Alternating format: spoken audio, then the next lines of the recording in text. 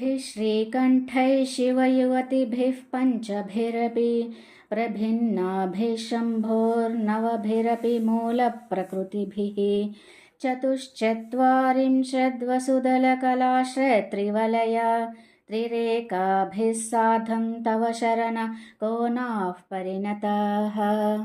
त्वदीयं सौन्दर्यं तुहिनगिरिकन्ये तुलयितुं कवीन्द्राः कल्पन्ते कथमपि विरिञ्चि प्रभृतयः।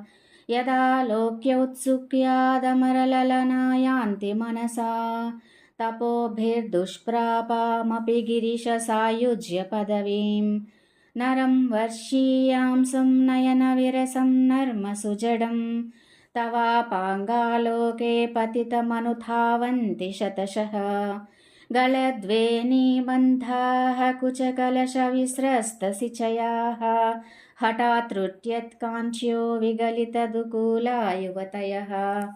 क्षितौ षट्पञ्चाशद्विसमधिकपञ्चाशदुदके हुताशे द्वाषष्टिश्चतुरधिकपञ्चाशदनिले दिवि द्विषत्रिंशन्मनसि च चतुष्षष्टिरिति ये मयूखास्तेषामप्युपरि तव पादाम्बुजयुगम्।